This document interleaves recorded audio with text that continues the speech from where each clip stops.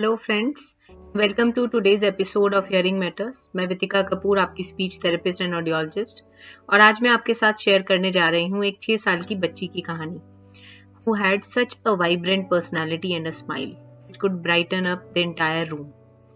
एक ब्राइट और energetic girl, उसकी क्यूट लाने वाली भाषा 4-5 साल की एज तक तो सबको अच्छी लग रही थी, पर अब जब वो 6 साल की हो गई थी, यही अनक्लियर स्पीच उसकी ब्राइट पर्सनालिटी को ओवरशैडो करने लगी थी।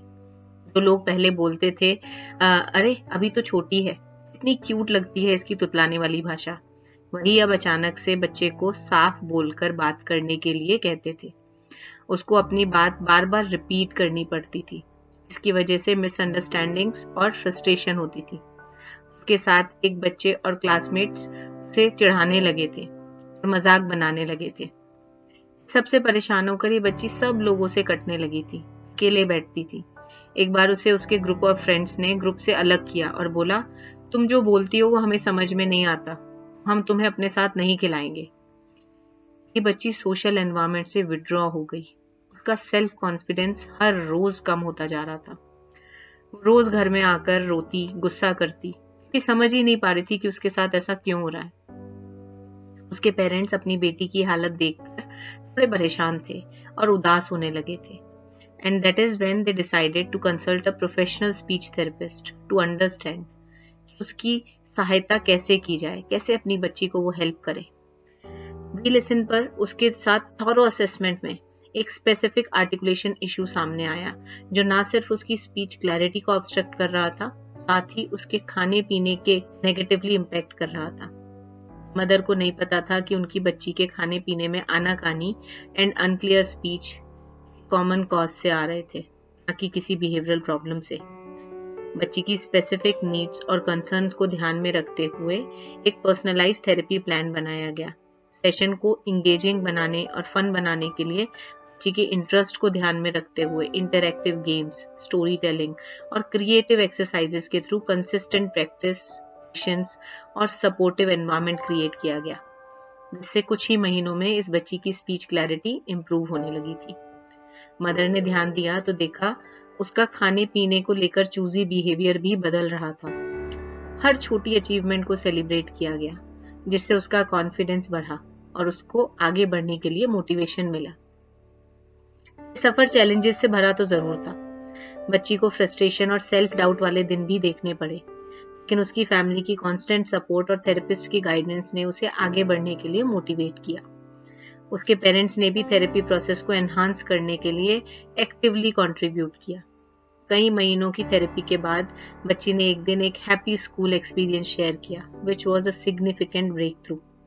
एक क्लास एक्टिविटी के दौरान उसने बिना किसी हेजिटेशन या एरर के क्लियरली और कॉन्फिडेंटली बात की।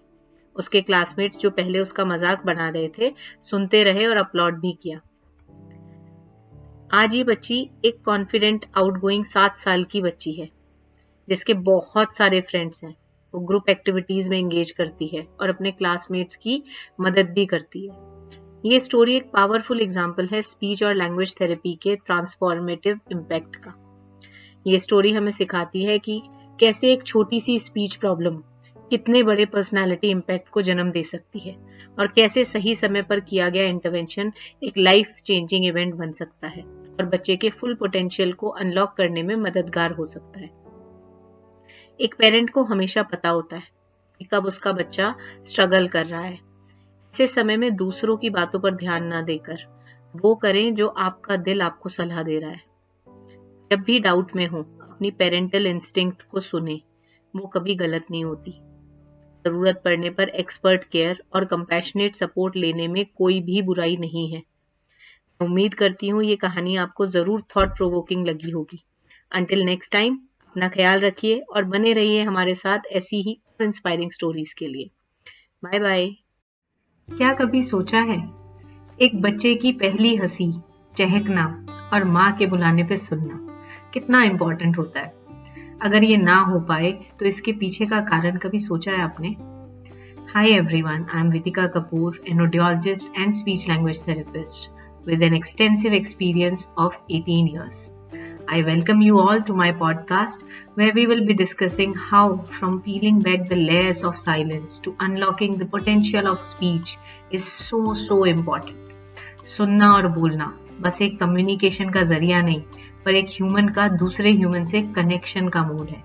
चाहे एक हार्टफेल्ट कन्वर्सेशन हो विद योर लव्ड वन या फिर फेवरेट ट्यून का गुनगुनाना, हर एक मोमेंट इस आवाज का, इस साउंड का हमारी लाइफ को एनरिच करता है। And for our podcast listeners, understanding the intricacies of hearing and speech is not just valuable, but it is essential. By diving into topics like the importance of early intervention for children with speech delays or how to maintain healthy hearing, या फिर the latest advancement in hearing aid technology. Hearing Matters is not just a podcast, it's your gateway to the world of knowledge and empowerment.